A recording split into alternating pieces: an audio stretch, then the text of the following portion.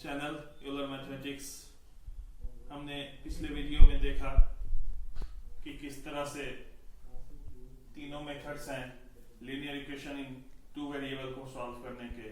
क्या क्या थे वो? सब्स्टिट्यूशन, एलिमिनेशन और क्रॉस मल्टीप्लिकेशन मेथड। मैंने बारी बारी से वन बाय वन तीनों मेथड्स को डिस्कस किया था। क्या मेथोडोलॉजी होती है किसी दिए गए पेयर ऑफ लीनियर इक्वेशन को सॉल्व करने की उन तीनों मेथड्स से।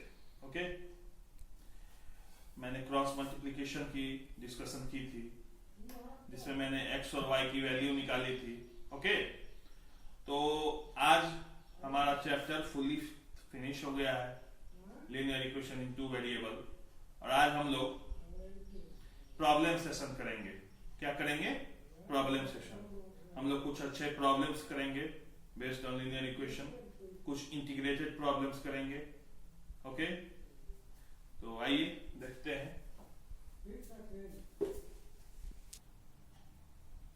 हम लोग अपना प्रॉब्लम सेशन फ्रेंड्स शुरू करते हैं। हमारा फर्स्ट क्वेश्चन है, one second friends, x upon a minus y upon b, x upon a minus y upon b equals to 0, and second equation is ax plus by equals to a square plus b square. Second equation is ax plus by equals to a square plus b square. Okay, तो हमारा जो दिया गया equation है, equation first है हमारा x upon a minus y upon b equals to 0 और ax plus by equals to a square plus b square. Okay, हमें यहां से x और y की वैल्यू निकालनी है जो इस इक्वेशन का सॉल्यूशन हो। ओके, तो हमारे पास फिर से तीन मेथड्स है, substitution, elimination and cross multiplication. जब तक हमें रिस्ट्रिक्ट नहीं किया जाए तब तक हम फ्री हैं किसी भी मेथड से इसको सॉल्व करने के लिए। ठीक है फ्रेंड्स, लेकिन मैंने कल आप लोगों को बताया था कि most easiest method is the cross multiplication method. Okay, हम लोग उसी का यहां पे यूज करेंगे। आप लोग फ्री हैं, आप किसी भी मेथड से ट्राई करके देख लें। तो आइए सबसे पहले यहां हम कोफिशिएंट्स को नोट डाउन करें। यहां पे अगर स्मॉल a और स्मॉल b का यूज कोफिशिएंट में यूज किया है तो इसके नोटेशन के लिए हम कैपिटल A और कैपिटल B का यूज करेंगे। मतलब मेरी बात समझिए, a1 equals to 1 upon a, a2 equals to minus 1 upon b and ये b1 है, b1 equals to minus 1 upon b and c1 equals to 0। यहां से x की कोफिशिएंट ली हमने, यहां से y की कोफिशिएंट ली और c1 को 0 किया। ठीक है फ्रेंड्स, और अब इस इक्वेशन में अगर बात की जाए तो a2 की वैल्यू है a, b2 की वैल्यू है b और c2 की वैल्यू है minus of a square plus b square. अब पूछेंगे आप लोग यहाँ पे तो a square plus b square है, फिर इसके साथ माइनस क्यों? क्योंकि जब हम इसे स्टैंडर्ड फॉर्म में लाएंगे तो इसकी इक्वेशन बनेगी ax plus by minus a square minus b square equals to 0, जिसको हम लोगों ने LHS में ट्रांसफर किया। ओके, तो कल हम लोगों ने पिछले वीडियो में फॉर्मूला डिस्कस किया था क्रॉस मल्टीप्लिकेशन में x की वैल्यू के लिए। वो था x equals to b1 c2 minus b2 c1 upon a1 b2 minus a2 b1। Okay, यही हमारा फॉर्मूला था। इसको नोट डाउन कीजिए आप लोग।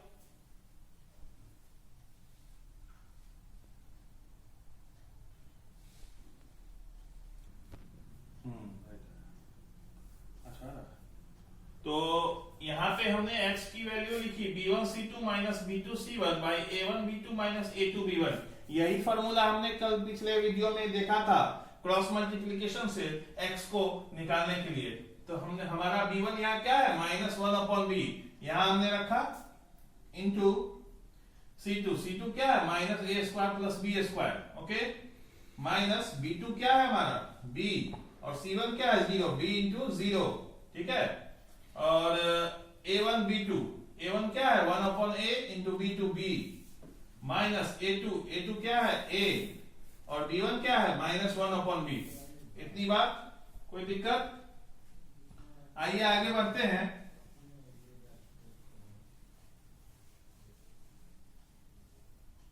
इसको सॉल्व करने की कोशिश करते हैं हम लोग। माइनस माइनस प्लस हो जाएगा, यहां माइनस है यहां भी माइनस है, तो ये एक्सप्रेशन हो जाएगा a² + b²/b, ये b इंटू 0 कैंसिल, 0 -0 लिखने की जरूरत नहीं है, by b/a plus a/b, okay. इसको सॉल्व करते हैं हम लोग, a² + b² बाई इसकी एलसीएम लेते हैं, तो ये b² + a²/ab। बस कुछ नहीं किया, सिंपल यहाँ एडिशन, यहाँ इसको 10 का 10 एज यूजुअल लिख दिया, यहाँ पे बाई का साइन लिया, यहाँ पे हमने एलसीएम ली ab b² + a²। अब इसके डिवीजन करते हैं, तो a² + b²/b into ab by a² + b², okay. बस ये अपसाइड डाउन चला गया, ये नीचे और ये ऊपर, तो ये आपस में कैंसिल हो जाएगा, b से b कैंसिल, x, तो हमारा फ्रेंड्स वैल्यू आ रहा है x = a। आप देख रहे हैं, अगर इसी चीज को हम लोग सब्स्टिट्यूशन से करते, तो पहले x की वैल्यू निकालते हम लोग, फिर y की निकालते, फिर इसको पुट करते, काफी लंबा जाता। हमने डायरेक्ट यहाँ पे x का फॉर्मूला यूज किया, b1c2 - b2c1 a1 b2 - a2 b1, और देखिए रिजल्ट कितने सिंप्लीफाइड फॉर्म में आ गया और कितनी जल्दी आ गया, ओके। और अब इसको आप किसी भी इक्वेशन पे पुट कर सकते हैं, और फर्दर हम लोग का कॉरेस्पॉन्डिंग y का वैल्यू निकल जाएगा। तो हमारा पहला x का वैल्यू था, इक्वेशन था x/a - y/b = 0। हमारा इक्वेशन क्या था फ्रेंड्स, x/a - y/b = 0, यही इक्वेशन था हमारा। x की वैल्यू मिल गई, तो यहां पे x को अगर a पुट करते हैं यहां से, तो a/a - y/b = 0, 1, y/b = 1, this gives y = b। बस हमने यहां से x की वैल्यू उठाई और इस इक्वेशन पे, जो हमारा पहला इक्वेशन था, उस पे पुट डाउन कर दिया, तो x = a पे पुट किया और y की कोरेस्पॉन्डिंग वैल्यू निकाल ली। तो हमारा इक्वेशन सॉल्यूशन हो गया पेयर ऑफ लीनियर इक्वेशन का, x = a and y = b। This will be the solution. आप लोग इसको नोट डाउन कीजिए, फिर नेक्स्ट क्वेश्चन पे बढ़ते हैं। अब बढ़ते हैं हमारे नेक्स्ट प्रॉब्लम की ओर।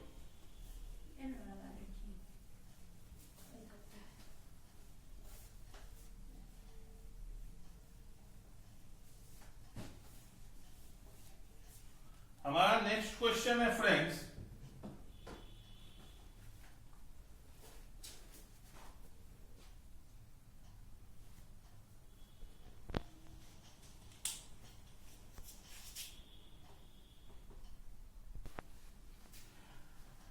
one says, give me 100 friends, I shall become twice as rich as you. The other replies, give me a 10, I will be 6 times rich as you. Find the amount या respective amount। मतलब है इस question का students कि x एक आदमी मान लीजिए a है और एक b है, ठीक है। उन दोनों के पास, एक के पास x अमाउंट है और एक के पास y अमाउंट है। मानते हैं कि a के पास x है और b के पास y है। तो a वाला कहता है b से कि अगर तुम या आप मुझे 100 रुपए दे दें तो मैं तुमसे दुगुना या डबल रिच हो जाऊंगा। Okay, twice as rich as you, मतलब जितने पैसे उसके पास होंगे उसके 2 गुने मेरे पास हो जाएंगे। आइए इसको मैथमेटिकली देखते हैं। अगर 2 आदमी हैं, सॉल्यूशन इसका देखते हैं फ्रेंड्स। अगर एक आदमी है और बी है, हम मानते हैं कि ए के पास कितने पैसे हैं, एक्स है, और बी के पास वाई। ए के पास एक्स है और बी के पास वाई। ठीक है, यहां तक कोई दिक्कत? बस हमने माना है कि ए और बी 2 व्यक्ति हैं जिसमें ए के पास एक्स रुपीज है और बी के पास वाई रुपीज है। ए कहता है बी से, ए टू बी, ए कहता है बी से कि अगर तुम मुझे 100 रुपए दे दोगे तो मैं तुमसे, मेरे पास तुमसे 2 गुने पैसे हो जाएंगे। मतलब अगर y x को यानी b a को 100 रुपीस दे देता है तो a के पास कितने पैसे हो जाएंगे? न्यू कंडीशन में a के पास आफ्टर गिविंग रुपीज 100 रुपए देने के बाद a के पास कितने पैसे हो जाएंगे? x plus 100। x था, उसने 100 दे दिया तो x प्लस 100 हो गया, कोई दिक्कत? और b के पास कितना बच जाएगा? जितना था उससे 100 कम। अगर मैं किसी को 100 रुपए दे दूंगा तो उसके पास 100 बढ़ जाएंगे और मेरे पास 100 घट जाएंगे, तो y माइनस 100। यहां तक में कोई दिक्कत? ठीक है। अब according to equation, according to question, हमारी सिचुएशन क्या है?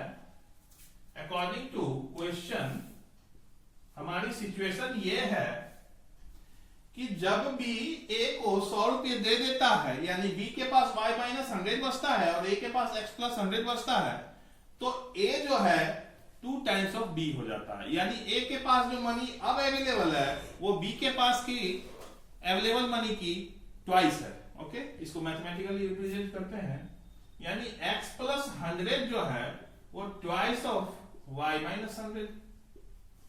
ओके, यहां तक में कोई दिक्कत नहीं। इसको सॉल्व कर लेते हैं। x plus 100 equals to 2y minus 200, कोई दिक्कत नहीं। यहां से शिफ्टिंग करते हैं, x minus 2y plus 300 equals to 0। ये हमारा पहला इक्वेशन आ गया। ठीक है, तो इसको आप लोग नोट डाउन कीजिए। तो हमने देखा पहली कंडीशन, जब a की b से बातचीत हो रही थी तो हमारा इक्वेशन आ गया x minus 2y plus 300 equals to 0। यहां तक की बात हम लोग कर चुके थे। अब सेकेंड कंडीशन कह रहा है फ्रेंड्स, द अदर रिप्लाई, यानी b a से अब कहता है, आइए इसको देखते हैं।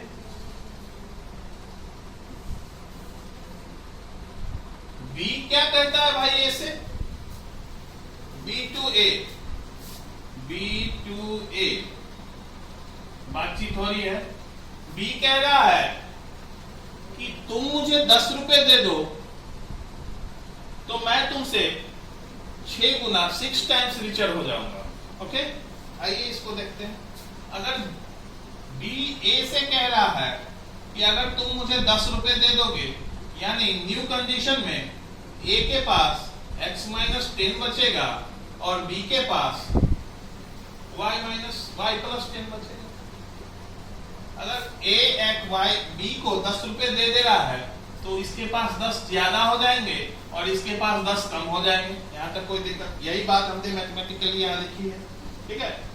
अब अच्छा, अब इसको इक्वेशन के रूप में अगर लिखते हैं फ्रेंड्स, मैथमेटिकली इसको रिप्रेजेंटेशन देते हैं इक्वेशन का, तो देखते हैं आइए क्या होता है। a के पास x माइनस 10 बचा और b के पास y प्लस 10 बचा। ठीक है, तो b कह रहा है कि जब तुम मुझे 10 रुपए दे दोगे तो मैं तुमसे 6 टाइम्स रिच हो जाऊंगा। ओके, तो according to question second condition के लिए b जो है यानी b ये 6 टाइम्स ऑफ x माइनस 10 हो जाता है। b क्या कह रहा है कि मैं तुमसे 6 10 यानी b is equals to 6a हो जाता है। ठीक है, b की अमाउंट y प्लस 10 बच रही है देने के बाद, और इसके पास x माइनस 10 और इसका 6 टाइम्स y प्लस 10 के इक्वल, यही बात हो रही थी। तो इसको सॉल्व करते हैं और फिर देखते हैं कि इक्वेशन क्या बनता है। वहीं से हमारा क्या निकलेगा, x और y की वैल्यू निकलेगी। ठीक है, तो इसको सॉल्व करते हैं तो y plus 10 equals to 6x minus 60।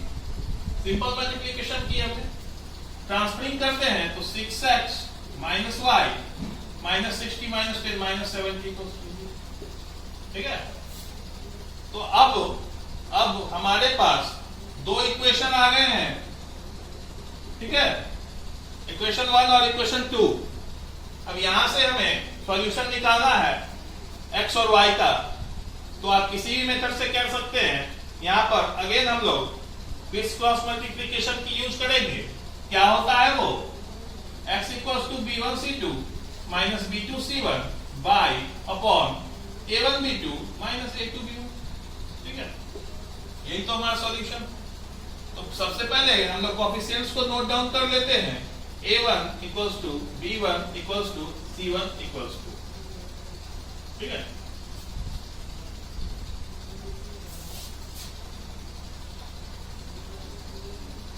a1 क्या है हमारा 1, b1 क्या है माइनस ऑफ 2 और c1 क्या है 3।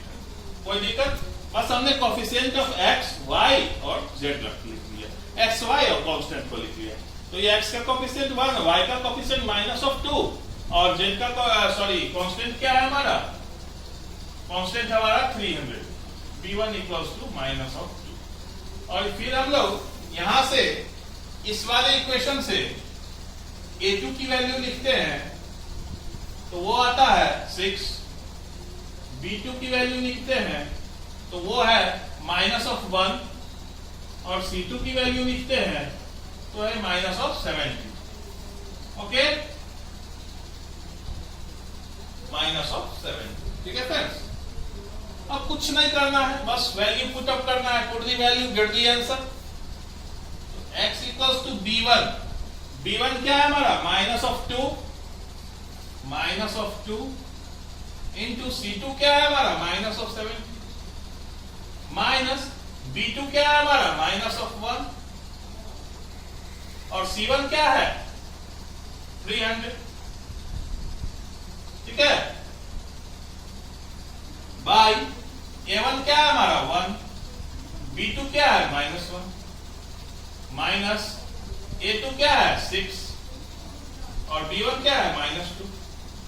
यहां तक में कोई दिक्कत, बस हमने b1 के जगह c2 b2 c1 a1 b2 सबकी वैल्यू वहां से यहां पुट कर दिया और कुछ नहीं किया। इसकी वैल्यू निकालते 72 जा 140 माइनस माइनस पॉजिटिव, ये minus minus plus 300 upon minus 1 plus 12 minus 1 plus 12 कितना हो जाएगा माइनस 1 प्लस 12, यही आ रहा है।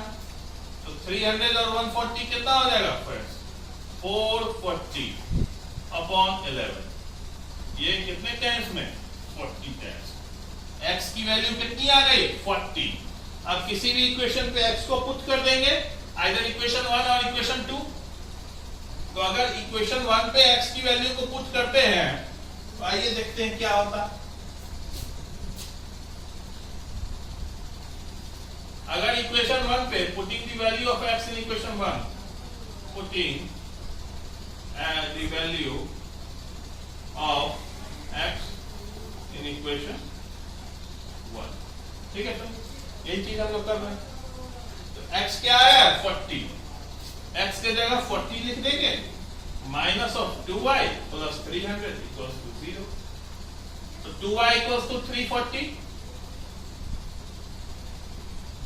y equals to 170।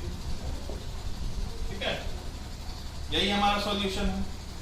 तो अगर सॉल्यूशन की बात की जाए तो a के पास 40 रुपीज है और बी के पास 170 रुपीज। ये कुछ नहीं, ये रुपीज का नया नोटेशन है फ्रेंड्स, तो इसको आप लोग नोट डाउन कीजिए, फिर अगले क्वेश्चन पे बढ़ते हैं। आइए फ्रेंड्स, हमारा नेक्स्ट क्वेश्चन है, a train covered a certain distance at a uniform speed. एक ट्रेन है जो एक यूनिफॉर्म स्पीड, समान स्पीड पर चल रही है, ठीक है, और एक सर्टेन डिस्टेंस को कवर करती है, ठीक है। अगर वो 10 किलोमीटर प्रति घंटे की स्पीड से 10 किलोमीटर पर आवर स्पीड ज्यादा होती उसकी, तो जितना टाइम उसे उस यूनिफॉर्म स्पीड से लग रहा था उससे 2 घंटे कम लगते।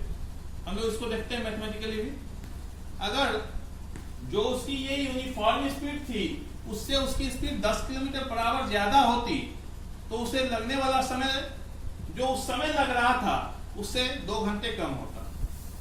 और अगर उसकी स्पीड 10 किलोमीटर पर आवर कम है होती, तो जो समय यहां लग रहा था उससे समय 3 घंटा ज्यादा होता।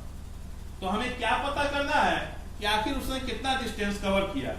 तो इसको देखते हैं, पहले डायग्राम रिप्रेजेंटेशन देखते हैं, फिर इसका मैथमेटिकली भी रिप्रेजेंट करते हैं। ओके,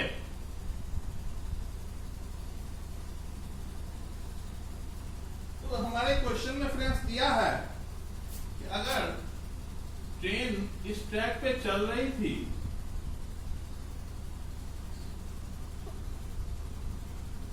ये पॉइंट ए है और बी है, ओके,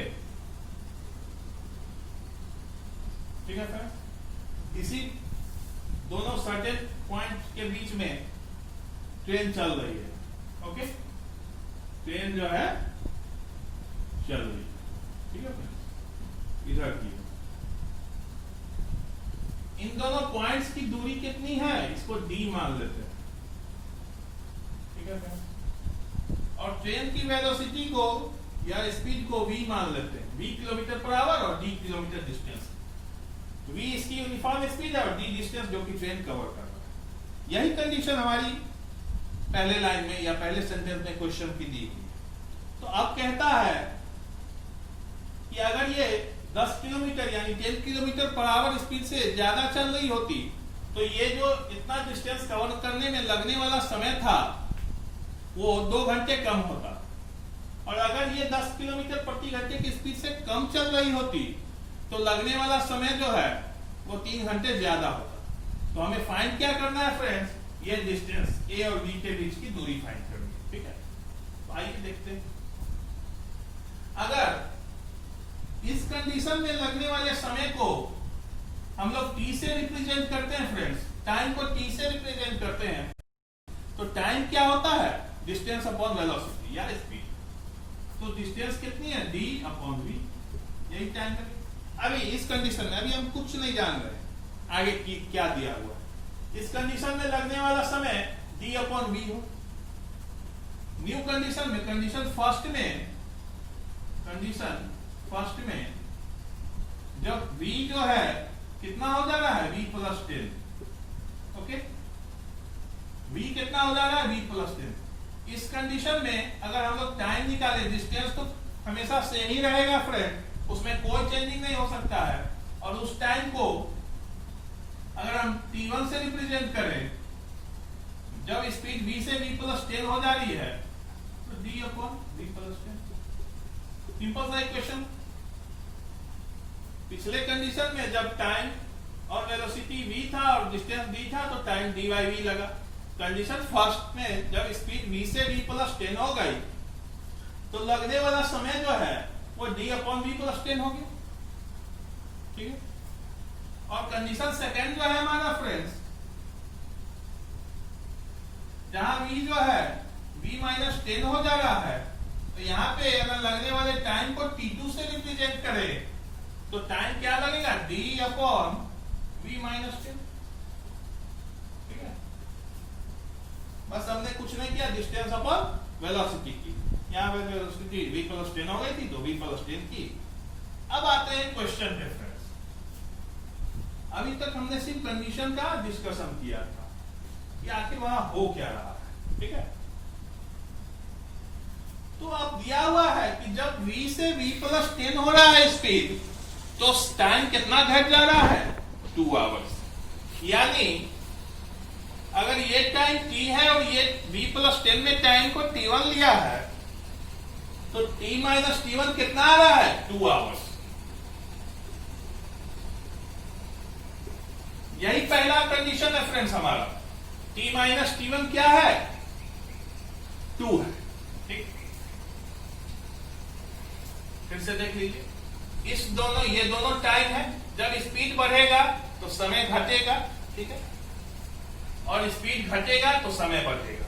ठीक है फ्रेंड्स, तो अगर यहां पे v से स्पीड v प्लस 10 हो जा रही है, तो ये टाइम छोटा होगा और ये टाइम बड़ा होगा। ठीक है, और इन दोनों टाइम के बीच का डिफरेंस हमारे क्वेश्चन में दिया हुआ है, वो कितना है? 2 आवर्स। ठीक है, तो इसको पहला अगर इक्वेशन मानते हैं, ठीक है, फर्स्ट इक्वेशन है हमारा। दूसरा कंडीशन है कि ये लगने वाला समय d अपॉन v माइनस 10 है, तो स्पीड घट जा रहा है तो समय बढ़ जा रहा है। ठीक है, तो जब स्पीड v से v माइनस 10 हो जा रही है, तो जो समय नॉर्मल कंडीशन में लग रहा था उससे ये समय 3 घंटा ज्यादा लग रहा है। इसका मतलब कि t2 माइनस t1 जो है, ठीक है, ये सेकेंड इक्वेशन हो गया हमारा। अब हम इसको पुट अप करते हैं वैल्यू। इन वैल्यू को आप नोट डाउन कर लीजिए।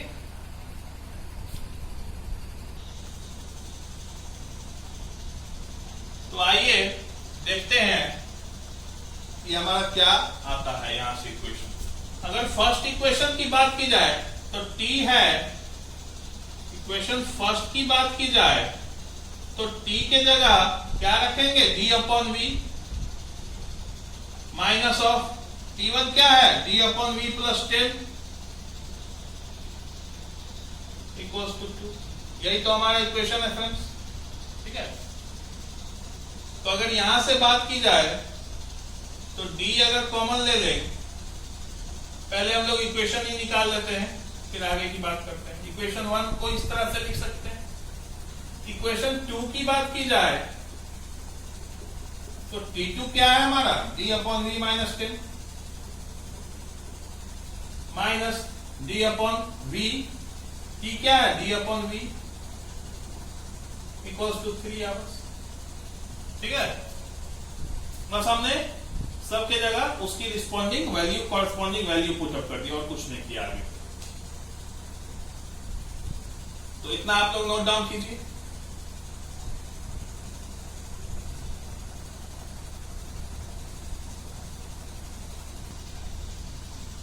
तो हमारा उस t वाले इक्वेशन से ये इक्वेशन निकल गया।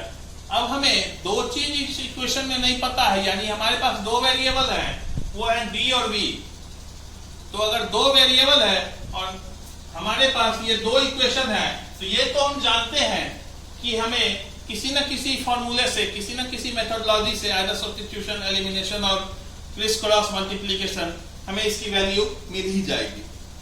ठीक है, तो पहले आप लोग इसको देख लीजिए इक्वेशन, फिर मैं इसको सॉल्व करने की कोशिश करता हूं। ठीक है, आइए देखते हैं। अगर इसको इक्वेशन 3 और इसको 4 मान लिया जाए, तो इक्वेशन 3 में, इन इक्वेशन 3 अगर बात की जाए तो d को हम लोग कॉमन ले सकते हैं। ठीक है, तो अंदर में बचेगा 1 upon v minus 1 upon v plus 10 equals to 2। ठीक है, तो अगर d यहां से आगे बढ़ते हैं तो v plus 10 minus v by v into v plus 10 equals to 2। यहां से v कैंसिल। ठीक है फ्रेंड्स, तो यहां से 10d equals to 2v into v plus 10 बचता है। अगर 2 से 5 बार में, तो 5d बराबर equals to v into v plus 10। बस हमने कुछ नहीं किया है, इस इक्वेशन में से इस इक्वेशन को यहाँ लिखा है, यहाँ से d की वैल्यू को कॉमन लिया है, तो अंदर में 1/v माइनस 1/v प्लस 10 बचेगा और RHS में 2 रहेगा एज यूजुअल। यहाँ पे हमने एलसीएम लिया और इसका एडिशन किया है, सब्ट्रैक्शन किया है, v कैंसिल हुआ है, 10d ऊपर न्यूमरेटर को न्यूमरेटर से मल्टीप्लाई किया है और ये उठ के RHS में गया है, तो मल्टीप्लिकेशन में यहाँ से 2 से 5 टाइम्स 10 कैंसिल हुआ है, तो 5d equals to v into v plus 10 बचा। ओके फ्रेंड्स, तो d की वैल्यू यहां से क्या आ जाती है, v into v plus 10 by 5, d की वैल्यू, इसको हम लोग इक्वेशन नंबर 5 मानते हैं। d की वैल्यू हमने इस इक्वेशन से v के टर्म्स में निकाल ली। इतनी बात समझ में आइए आगे देखते हैं। अब इस इक्वेशन से भी हम लोग सॉल्व करके देखते हैं। तो हमारा है, अगर इस इक्वेशन से भी इन इक्वेशन 4 में अगर काम करते हैं और d को उसी तरह फिर से कॉमन लेते हैं, तो d कॉमन लेंगे 1/v minus 10 minus 1/v equals to 3। ठीक है फ्रेंड्स, तो आइए देखते हैं फिर क्या होता है। यहां से v minus v plus 10 y v into v minus 10 equals to, ठीक है। बस हमने कुछ नहीं किया, d को कॉमन लिया है, एलसीएम से उसकी सब्ट्रैक्शन की है, v कैंसिल हो गया, 10d equals to 3v into v minus 10, ठीक है। तो यहां से अगर d की वैल्यू निकाले तो 3/10v इंटू v माइनस, ये इसको इक्वेशन 6 मानते हैं, ठीक है। तो इसको आप लोग नोट डाउन कीजिए, आगे हम लोग देखते हैं। आप तो हमने इक्वेशन 3 से इक्वेशन 3 से इसकी डेरिवेशन की और इक्वेशन 4 से इसकी डेरिवेशन, ठीक है। दोनों जगह से हमने d की वैल्यू पर्टिकुलर निकाली, और d तो एक ही ना होगा फ्रेंड्स, यहां से भी जो d आएगा और यहां से भी जो d आएगा वो दोनों तो एक ही d को रिप्रेजेंट करेगा, यानी ये वैल्यू और ये वैल्यू दोनों आपस में इक्वल होगा, क्योंकि यहां दोनों d के बराबर है। तो ये लिखते हैं इक्वेटिंग इक्वेशन 5 एंड 6, ठीक है। इक्वेट कीजिए d के स्थान पे इक्वेशन 5 से v into v plus 10 equals to, 110 नहीं है, ये 10 है, equals to 3/5 d v into v plus 10 by 5 equals to 3/10 v into v minus. अब यहां से कैंसिल कीजिए दोस्तों, क्या कैंसिल हो रहा है, कुछ ना कुछ तो जरूर हो रहा होगा। यहां से v जा रहा है, 5 से 10 2 टाइम्स में जा रहा है, क्या बच रहा है, v इंटू v प्लस 10, ठीक है, और 3 इंटू v माइनस 10/2।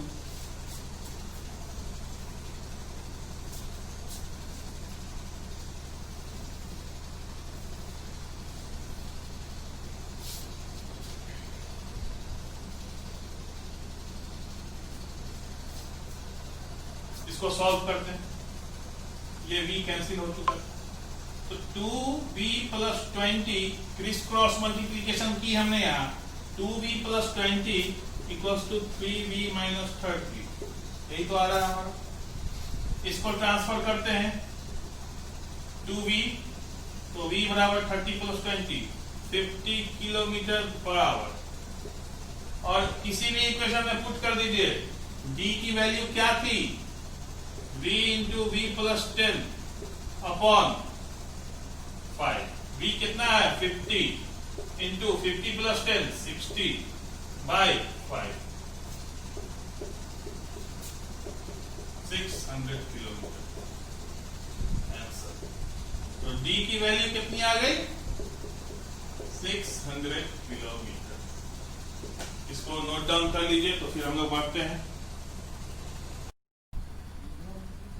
हमारा नेक्स्ट क्वेश्चन है friends, the student of a class are made to, मतलब इसको आइए हिंदी में समझते हैं, आसान मतलब लैंग्वेज, कि किसी क्लास के स्टूडेंट्स को रो में सिटिंग अरेंजमेंट की जाती है, ठीक है। तो क्वेश्चन में कंडीशन दी हुई है कि अगर हर रो में 3-3 एक्स्ट्रा स्टूडेंट्स को रखा जाए तो बनने वाले रोज जो हैं वो 2 घट जाते हैं, मतलब जितने रोज थे पहले उससे 2 घट जाते हैं, ठीक है। और अगर हर रो में 3-3 स्टूडेंट्स कम रहे तो 2 रो बढ़ जाते हैं। तो find the number of students.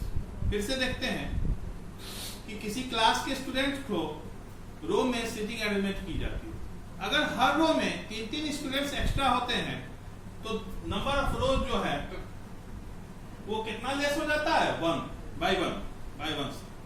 और अगर हर रो में 3 स्टूडेंट्स लेस रहते हैं तो नंबर ऑफ रोज कितना घट जाता है, वो बढ़ जाता है 2। तो find the number of students in the class. इसको आइए सॉल्व करते हैं फ्रेंड्स। काफी आसान क्वेश्चन है, केवल लैंग्वेज डिफिकल्टी है। अगर इसको हम लोग मैथमेटिकली इक्वेशन निकाल लें तो बहुत ही आसान क्वेश्चन। तो मान लेते हैं कि नंबर ऑफ स्टूडेंट्स पर रो इक्वल्स टू x, मतलब एक रो में x नंबर ऑफ स्टूडेंट्स है, सब फर्स्ट कंडीशन में, ठीक है। जब किसी तरह की डिक्रीजिंग या इंक्रीजिंग नहीं हुई थी, किसमें, नंबर ऑफ रोज में या नंबर ऑफ स्टूडेंट्स में। और नंबर ऑफ रोज कितना है तो दोस्तों मान लेते हैं वो y। तो पहले कंडीशन के अनुसार, कंडीशन फर्स्ट जो है हमारा, कि अगर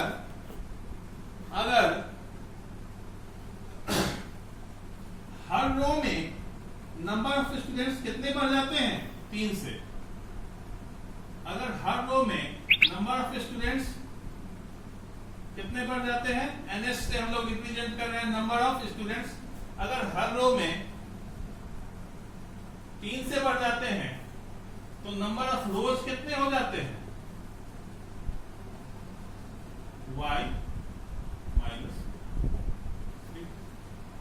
कंडीशन फर्स्ट में अगर हर रो में x+3 स्टूडेंट्स हो जाते हैं तो रो की संख्या जो है वो -1 हो जाती है, ठीक है। और कंडीशन सेकेंड है फ्रेंड्स हमारा, कि अगर हर रो में नंबर ऑफ स्टूडेंट 3 से रिड्यूस्ड हो जाते हैं, घट जाते हैं, तो न्यू नंबर ऑफ रोज जो है वो y+2 हो जाता है, ठीक है।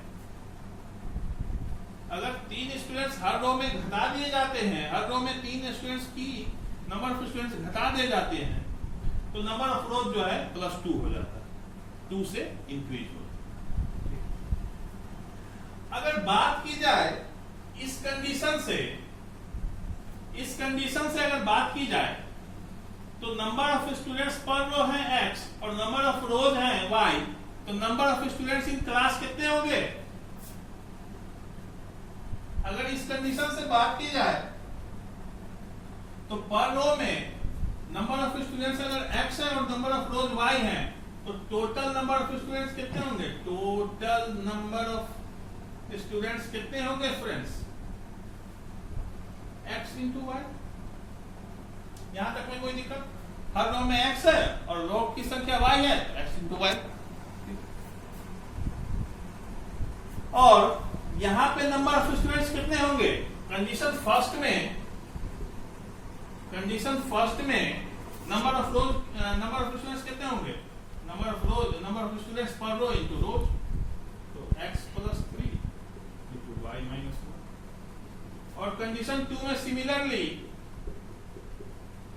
x-3 into y+2।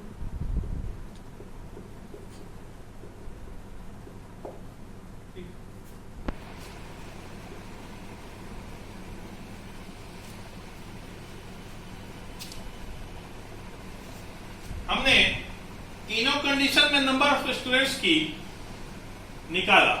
पहले में एक्स वाई, कंडीशन फर्स्ट में x plus 3 into Y minus 1 और कंडीशन 2 में x minus 3 into Y plus 2। पर ये बात जान लीजिए आप लोग कि किसी रो में शिफ्टिंग की वजह से अगर नंबर ऑफ स्टूडेंट्स शिफ्ट हो रहे हैं, कम हो रहे हैं या ज्यादा हो रहे हैं तो रो बढ़ घट सकते हैं, पर टोटल नंबर ऑफ स्टूडेंट्स जो है वो तो हमने देखा कि number of students in class को हम लोग किस तरह निकाल सकते हैं, नंबर ऑफ स्टूडेंट्स पर row into number of rows. तो यहां से total number of students in class क्या आता है, एक्स वाई। इस कंडीशन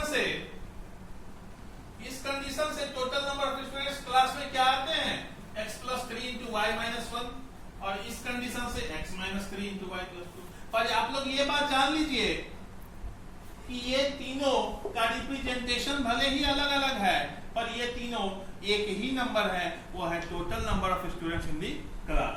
तो आइए देखते हैं अब इसको सॉल्व करते हैं।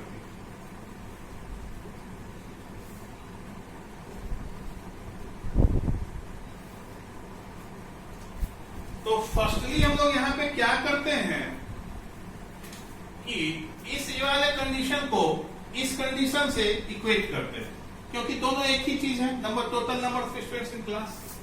तो पहले वाले कंडीशन को अगर इक्वेट करते हैं तो that is x plus 3 into Y minus 1 equals to x Y.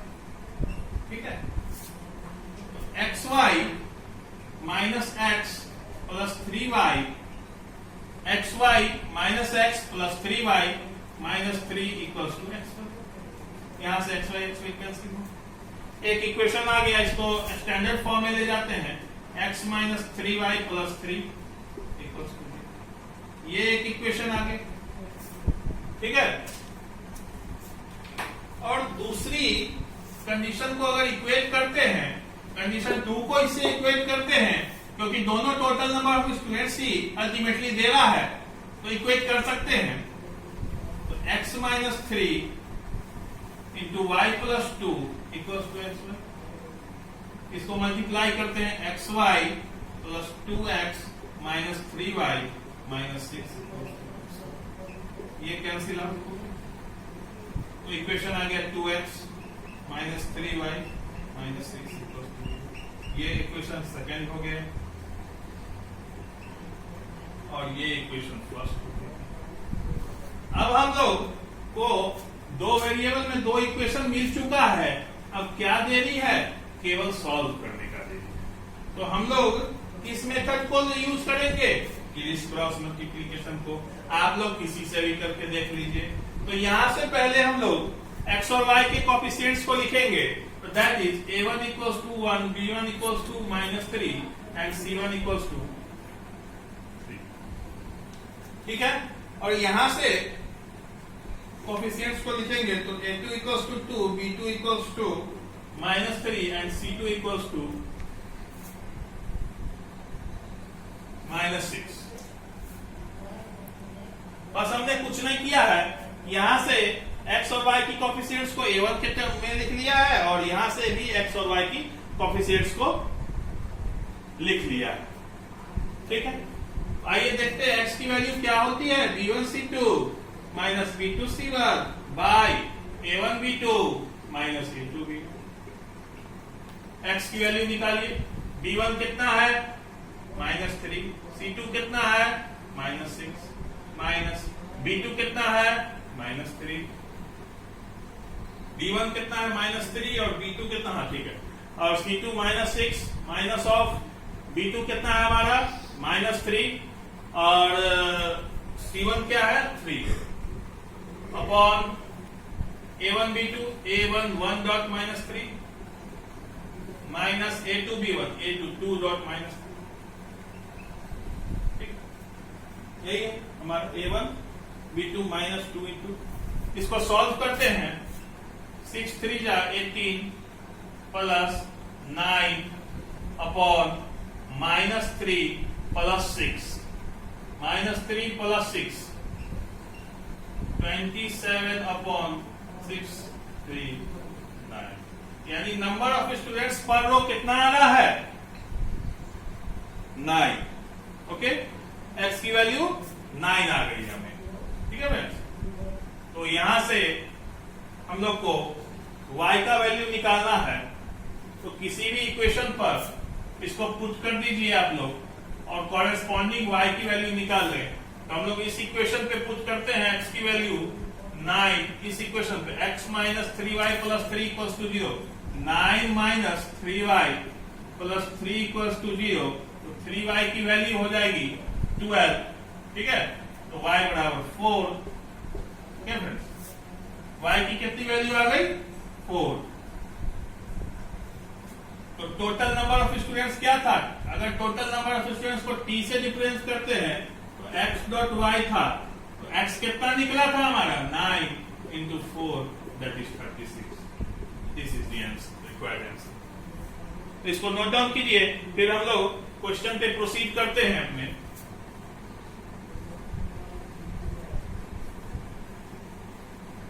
अब एक हम लोग ज्योमेट्रिकल क्वेश्चन करेंगे फ्रेंड्स, जिसमें क्या दिया हुआ है कि एक ट्रायंगल है ABC, एक ट्रायंगल है ABC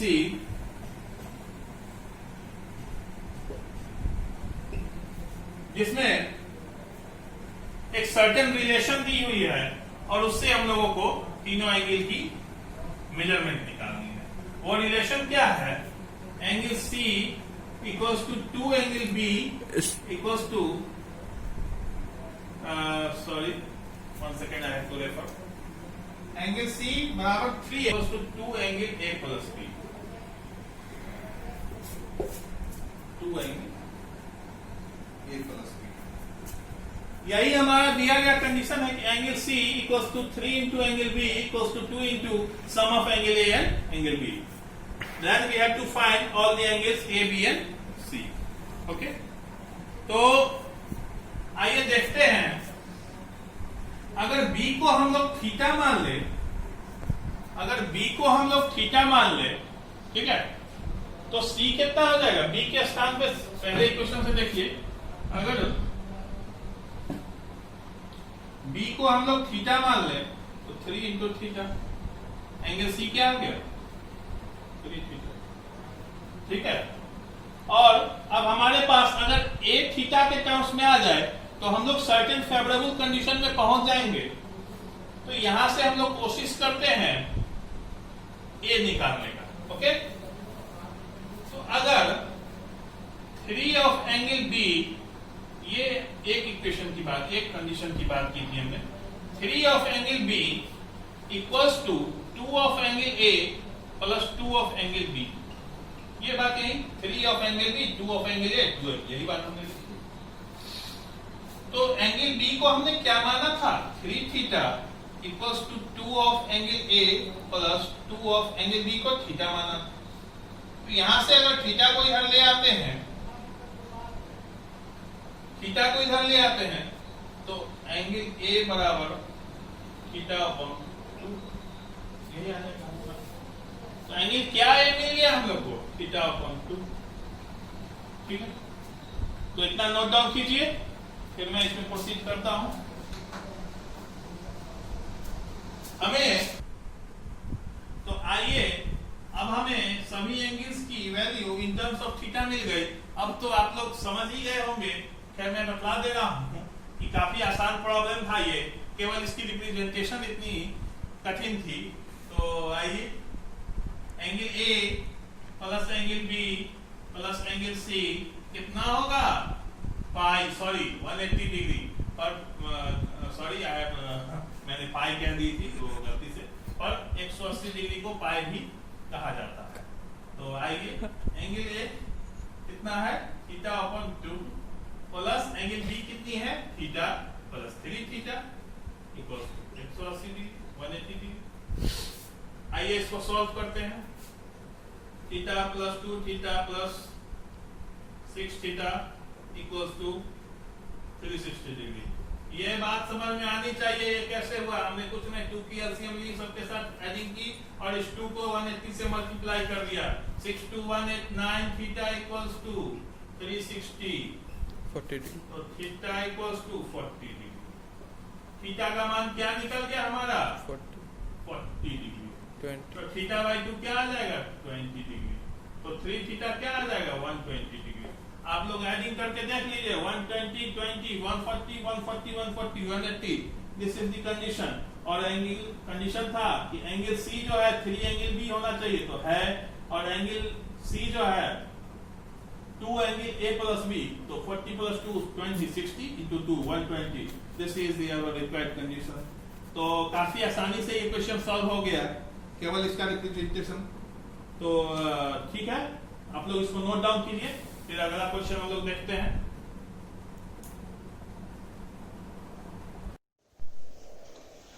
हमारा अगला क्वेश्चन है draw the graph of equation 5x minus y equals to 5, 3x minus y equals to 3 and determine the coordinates of vertices of triangle formed by these lines and y axis। तो friends इस question में actually हम लोगों से ये कहा जा रहा है कि इन दोनों लाइंस का, इन दोनों इक्वेशन का स्ट्रेट लाइन ग्राफ हमें ड्रॉ करना है, और फिर इन दोनों लाइन और y एक्सिस के द्वारा जो ट्रायंगल फॉर्म होगा उस ट्रायंगल के वर्टिसेस को हम लोग को बताना है कि वो क्या है। तो आइए देखते हैं, ये काफी अच्छा क्वेश्चन है, ज्योमेट्रिकल अप्रोच का क्वेश्चन है, इसको बनाइएगा। इसमें इंटीग्रेटेड है, इसमें हमें पेयर ऑफ लीनियर इक्वेशन भी है और कोऑर्डिनेट का भी कंसेप्ट है। तो अच्छा क्वेश्चन है, आगे के एग्जाम्स के लिए भी आपके लिए काफी बेनिफिशियल है। तो देखते हैं, हमारा इक्वेशन है, मैं फिर से इसे नोट डाउन करता हूं, 5x minus y equals to 5 and second is 3x minus y equals to 3। Okay, ये हमारा क्वेश्चन, ठीक है फ्रेंड्स। तो मैंने उस दिन आप लोगों से मेथोडोलॉजी डिस्कस की थी कि किस तरह से ग्राफ को स्केच करते हैं। आइए फिर से उसे चीज देखते हैं, ठीक है। तो हम लोग को अगर जो हमें एक ही x और y एक्सिस पर दोनों ग्राफ का स्केचिंग करना है, ठीक है फ्रेंड्स। तो किसी भी स्ट्रेट लाइन ग्राफ को ड्रॉ करने के लिए मिनिमम कितने पॉइंट्स की आवश्यकता है? कम से कम 2। हम लोग जानते हैं कि किसी एक पॉइंट से तो सैकड़ों लाइन गुजर सकती हैं, बहुत सारी लाइंस पास कर सकती हैं, पर किन्हीं 2 पॉइंट से केवल और केवल एक ही लाइन गुजर सकती है। तो अगर हम 2x और y के ऐसे वैल्यू निकाल लें जो इस इक्वेशन को सेटिस्फाई कर रहे हो, तो हम लाइन स्केच कर सकते हैं। तो आइए हिट एंड ट्रायल मेथड या बॉक्स मेथड, जो भी आप उसको कह लीजिए, वो हम लोग देखते हैं। अगर ये बॉक्स हमने बताया है, ठीक है, और ये x का सेक्शन है, ये y का, ओके। तो अब इस इक्वेशन में अगर x की जगह 0 पुट करते हैं, x की जगह 0 पुट करते हैं, तो y की जगह क्या हो जाएगा? -5। ओके, ये कैलकुलेशन आपको आनी चाहिए, काफी इजियर कैलकुलेशन है। x के जगह 0, तो 5 0 0 0 -y इक्वल्स टू 5, तो y equals to -5। Similarly y की जगह 0 पुट करते हैं तो x कितना आएगा? 1। ओके, तो हमारा 2 सॉल्यूशन क्या हो गया इस इक्वेशन का? 0 -5 एंड 1 0। हमेशा x वाले को पहले लिखते हैं और y वाले को बाद में। तो एक सॉल्यूशन से हमारा ये है और एक हमारा ये है, ठीक है। तो दूसरे का इक्वेशन की बात की जाए तो सिमिलर इक्वेशन है, बस यहां पे 5 की जगह 3 है, यहां भी 5 के तरह 3 है और -y की जगह पे -y है। Similar equation, not same, similar. तो अगर इसकी भी x और y की बात की जाए बॉक्स वाले मेथड से, पॉइंट्स को अगर निकाला जाए तो ये x का सेक्शन है, ये y का सेक्शन है। तो जब x 0 होगा तो y -3 होगा, और जब y 0 होगा तो x 1 होगा, ठीक है। तो अगर इसको हम लोग कार्टेशियन प्लेन या रेक्टेंगुलर राइट प्लेन पर प्लॉट करते हैं तो आइए देखते हैं क्या होता है। मानते हैं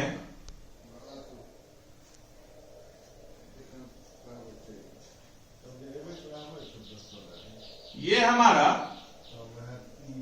कार्टेशियन प्लेन है, ठीक है। ये एक्स एक्सिस, ये एक्स डैश, ये वाई एक्सिस, ये वाई डैश, ठीक है। इतनी बात मैं आपसे डिस्कस कर चुका हूं।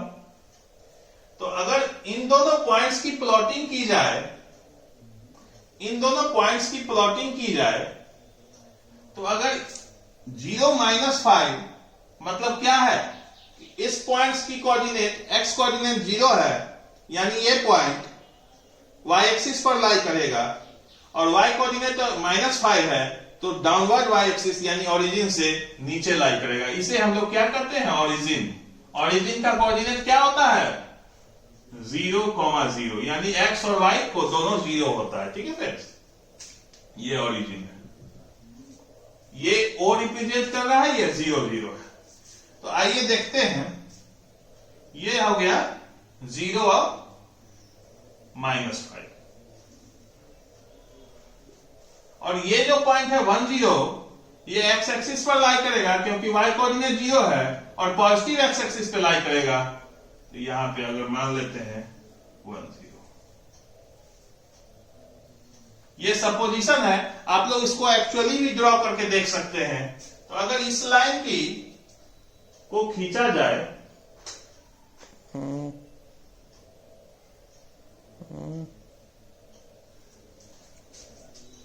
तो ये इस तरह का होगा, ठीक है। ये जो लाइन है, ये लाइन यानी 5x - y = -5, ये रिप्रेजेंट कर रहा है। तो इसको अब कंटिन्यूअस रिप्रेजेंटेशन दे देते हैं, ठीक है।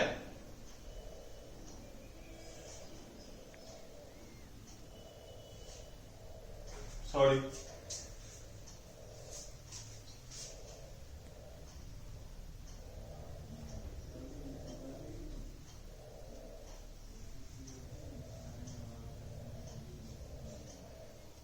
ये हमारा 1, 0 था। इस दोनों को अगर मैच करते हैं तो हमारा लाइन बन जाएगा।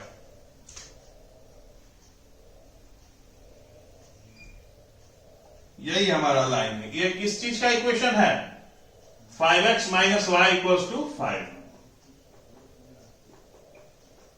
ये इक्वेशन इसी स्ट्रेट लाइन को रिप्रेजेंट कर रहा है, ठीक है ना।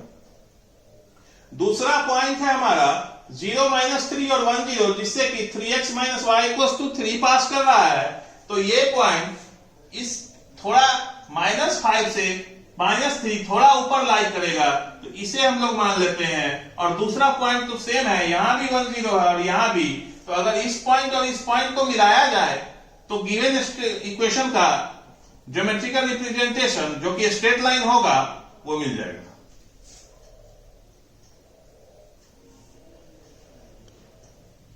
ठीक है, मेरी बातें क्लियर हो रही होंगी। अब इन दोनों का रिस्पेक्टिव ग्राफ हमें यहां से मिल चुका है, ठीक है फ्रेंड्स। ये दोनों कहां पर इंटरसेक्ट हो रहे हैं, 1, 0 पे। तो हम लोग यहां से एक और पॉइंट को नोट डाउन कर सकते हैं कि 1, 0 will be the solution of this pair of linear equation. Put 1 here, 5 = 5 and 3 = 3। Okay, तो दोनों लीनियर इक्वेशन को साइमल्टेनियसली सेटिस्फाई कर रहा है। तो अल्टीमेटली हम लोग ये कंक्लूड कर सकते हैं कि 1, 0 will be the solution of this pair of linear equation. Okay, ये बातें मैं आपसे एक्चुअली डिस्कस कर चुका हूं, लेकिन आज क्वेश्चन के दौरान ये बातें आई तो फिर से बतलाना उचित समझा। 1, 0 विल बी द सॉल्यूशन। तो ये एक ग्राफिकल अप्रोच था सॉल्यूशन फाइंड करने का। और अब दो बातें तो हमारी क्वेश्चन की हो गई कि ग्राफ हमने स्केच कर दी। तीसरी बात थी कि इन दोनों लाइन और वाई एक्सिस के द्वारा जो ट्रायंगल बन रहा है उनके कोऑर्डिनेट्स क्या है। तो वाई एक्सिस कौन सा है, ये है। Okay, 1 minute friends, y axis ये है। y एक्सिस ये लाइन और ये लाइन, ध्यान से देखिएगा, ये लाइन जो हमने दो लाइन स्केच की और y एक्सिस, इसके बीच का ट्रायंगल ये है फ्रेंड्स, ठीक है। तो अगर कोऑर्डिनेट्स की बात की जाए, अगर ये ट्रायंगल, अगर इस पॉइंट्स को हम लोग a मान ले, b मान ले और c मान ले, तो ट्रायंगल ABC हमारा फॉर्म हो रहा है, ट्रायंगल ABC, जिसमें A का कोऑर्डिनेट क्या है 1 0, B का 0-3 और C का 0-5। How simple this question is, देख रहे हैं फ्रेंड्स, हाउ सिंपल। तो बस कुछ नहीं था, स्केचिंग की, इवन काफी सारे क्वेश्चंस हम लोगों ने किया, तो जिसका लग रहा था कि ये एक्चुअली में टफ होगा, उसका सबसे इजियर सॉल्यूशन था। तो इसको आप लोग नोट डाउन कीजिए, फिर हम लोग नेक्स्ट क्वेश्चन पे प्रोसीड करते हैं।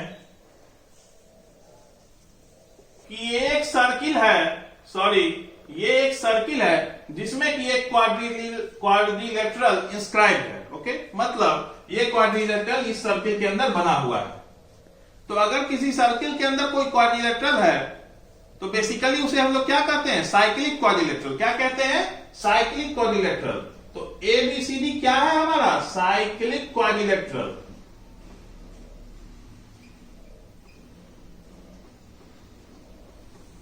ओके, ये आप लोग पढ़ चुके होंगे 7 और 8 क्लास में कि साइक्लिक क्वाड्रिलेटरल क्या होता है, कि जब किसी सर्किल के अंदर किसी क्वाड्रिलेटरल को इंस्क्राइब करते हैं, तो एक्चुअल में वो सर्किल साइक्लिक क्वाड्रिलेटरल कहलाता है। इस साइक्लिक क्वाड्रिलेटरल्स के जो एंगल्स हैं, उनके मेजरमेंट्स यहां वेरिएबल के टर्म में दिए हुए हैं, सॉरी। जैसे b का 3y-5 है, -4x c का है, -7x + 5 d का है, और a का 4y + 20 है, ओके। तो हमें पता करना है कि एंगल्स की एक्चुअल मेजरमेंट क्या है। काफी अच्छा क्वेश्चन है, बोर्ड में कई दफा पूछा जा चुका है और काफी आसान भी है।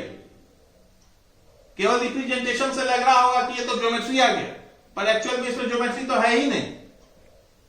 आइए देखते हैं क्यों। पिछला क्वेश्चन हमने कोऑर्डिनेट ज्योमेट्री पर किया था, अगला ये फिर से हम लोग अपने बैक टू ज्योमेट्री जो हम पढ़ चुके हैं पिछले क्लासेज में, उन पर काम करते हैं।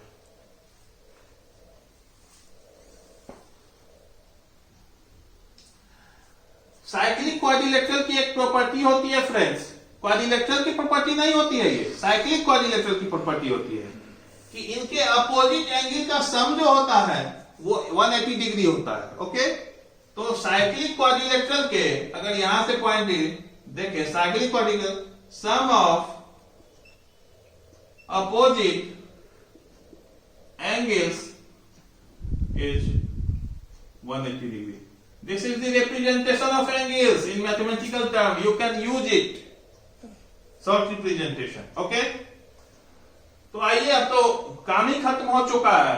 इसके बाद तो केवल सिंपल इक्वेशन को सेटिस्फाई कराना है और उनके सॉल्यूशंस को फाइंड आउट करना है, ठीक है। तो आइए देखते हैं क्या इक्वेशन बनती है हमारी। तो अगर A और C की बात की जाए, A और C अपोजिट एंगल है, ठीक है। तो angle A plus angle C equals to 180 degree, ठीक है। तो एंगल A क्या है, 4y + 20, और C क्या है, -4x, तो प्लस -4x इक्वल्स टू 180। इसको अगर सॉल्व किया जाए तो -4x उधर जाएगा, तो 4x - 4y + 160 इक्वल्स टू 0। ये 4x यहां पे प्लस माइनस होगा, जब इसको हम लोग RHS में ट्रांसफर करेंगे तो -4x क्या हो जाएगा, +4x, + 4y क्या हो जाएगा, -4y, और +20 उधर जाके -20, 120, 180 - 20, 160 प्लस में, यहां से हम लोग 4 को कॉमन ले लें तो x - y + 40 इक्वल्स टू 0, ठीक है। तो ये हो गया हमारा इक्वेशन फर्स्ट, ठीक है फ्रेंड्स। तो इसको आप लोग इक्वेशन नोट डाउन कीजिए, फिगर को नोट डाउन कीजिए, फिगर को मैं उम्मीद करता हूं, इक्वेशन को। अब बात करते हैं, अगर B और D भी आपस में अपोजिट एंगल्स है फ्रेंड्स, तो 3y minus 5 plus minus 7x plus 5 equals to 180। मैं फिगर को ओमिट करता हूं फ्रेंड्स, आप लोग इसको स्केचिंग कर लीजिएगा वीडियो में से। तो एक इक्वेशन हमारा बन चुका था, दूसरा बनने की राह पर था। अगर इस इक्वेशन को लिखा जाए 3y minus 5 minus 7x plus 5, ठीक है, इक्वल्स टू 180। इसी बात को मैंने यहां पे बोल्ड में थोड़ा लिखा है। तो अगर ट्रांसफरिंग की जाए तो होगा, 1 minute friends, I have to refer question.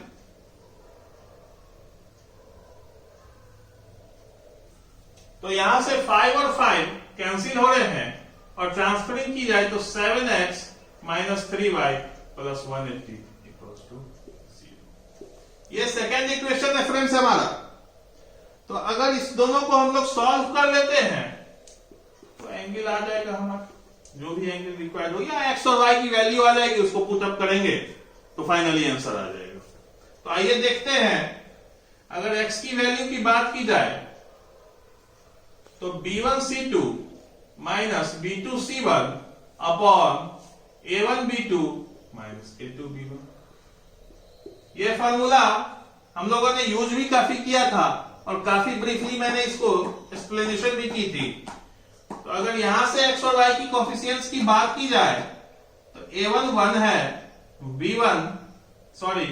b1 minus 1 है और c1 40 है, ठीक है ना। और a2 की बात की जाए तो 7 है, b2 माइनस ऑफ 3 है और c2 180 है, ठीक है फ्रेंड्स। तो इसको put the value journey answer वाली बात तो अब आ गई। अब तो और भी कुछ इस क्वेश्चन में नहीं रह चुका है।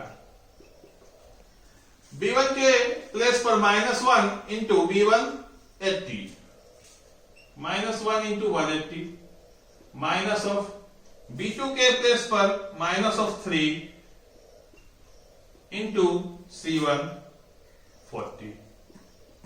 फिर से एक बार मैच कर लेते हैं। b1 के जगह पर माइनस 1, c2 की जगह पे 180, माइनस की जगह पे माइनस, b2 की जगह पे माइनस 3 और c1 की जगह पे 40, ओके, अपॉन a1 के जगह पे 1, b2 के जगह पे माइनस 3 माइनस a2 की जगह पे 7, a2 की जगह पे 7 और b1 की जगह पे माइनस 1। तो अब इसको मैं ओमिट करता हूं फ्रेंड्स।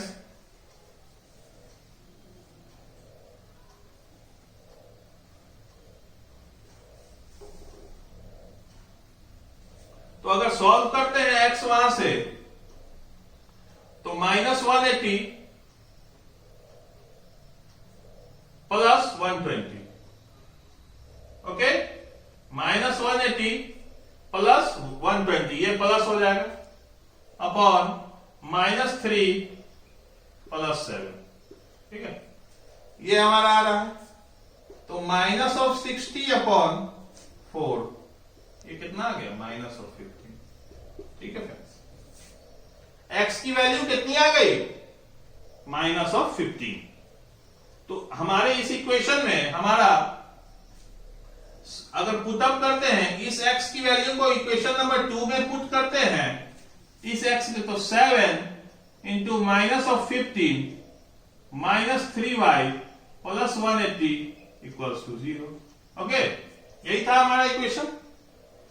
तो 3y को अगर उधर ले जाते हैं तो 180 माइनस 105, 15 7 जा 105, 180 minus 1 75 equals to 3y, y equals to 25। यानी हमारा इक्वेशन का सॉल्यूशन है x इक्वल्स टू माइनस 15 और 25, ठीक है फ्रेंड्स। अब हम लोग रिस्पेक्टिव एंगल्स की मेजरमेंट निकाल लेते हैं इस वैल्यू को पुट करके, angle A, angle B, angle, आप लोग फिगर से रेफर कीजिएगा मैं क्वेश्चन से रेफर कर रहा हूं, हमारे एंगल ए का मेजरमेंट था 4y प्लस 20। एंगल ए का मेजरमेंट था 4y प्लस 20, तो 4 इंटू 25 प्लस 20 कितना हो जाएगा 120। ओके, बी का मेजरमेंट हमारे क्वेश्चन में दिया हुआ था friends 3y minus 5, 3y minus 5, तो 3 इंटू 25 माइनस 5 कितना हो जाएगा 70। ओके, सिंपल कैलकुलेशन है। सी का मेजरमेंट फ्रेंड्स हमारे में दिया होता minus of 4x, minus of 4x, minus of 4x, minus 4 into x की वैल्यू माइनस 15, 60। ओके, हमेशा एंगल के साथ ये साइन ना भूलें, क्योंकि अगर ये साइन भूल जाएंगे आप तो सारा का सारा क्वेश्चन का मेहनत हम लोग का बेकार चला जाएगा और आपके कम से कम हाफ मार्क्स, मतलब अगर क्वेश्चन 6 मार्क्स का होगा तो 3 मार्क्स टीचर को ये राइट है कि वो आपकी कट डाउन कर सकता है। हमारा जी एंगल का मेजरमेंट था minus of 7x plus 5, minus of 7x plus 5, तो minus of 7 into minus of 15 plus 5, 15 7 105 plus 5 110।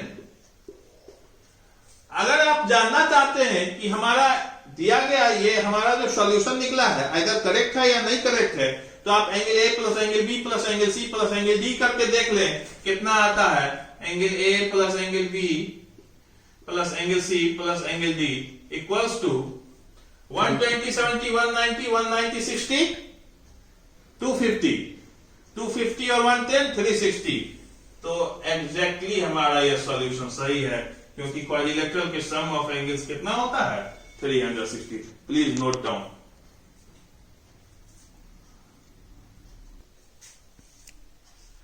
तो हमने काफी सारे प्रॉब्लम्स किए फ्रेंड्स, करीब करीब 7 से 8 अच्छे क्वेश्चंस किए, वर्ड प्रॉब्लम किए, ज्योमेट्रिकल प्रॉब्लम्स किए, कोऑर्डिनेट ज्योमेट्री से रिलेटेड प्रॉब्लम्स किए, एज प्रॉब्लम की हमने ग्राफ देखा किस तरह स्केच करते हैं। तो इस चैप्टर में यही बातें थी जो हमें पढ़नी थी। अगर इन बातों को आप अच्छी तरह से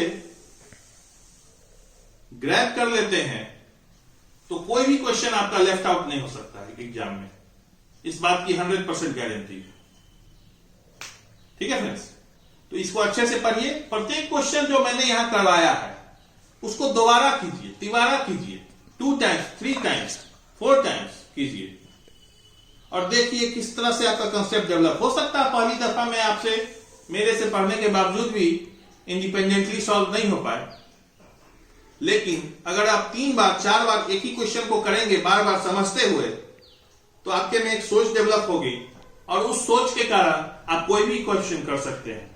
ठीक है, तो अगर वीडियो अच्छा लगे तो कमेंट करें, सब्सक्राइब करें, बेल आइकन को प्रेस करें और अगर मजा आ रहा है तो लाइक बनता है फ्रेंड्स। तो अगले वीडियो में फिर हम लोग मिलते हैं। हमारा एक नई चैप्टर स्टार्ट होगा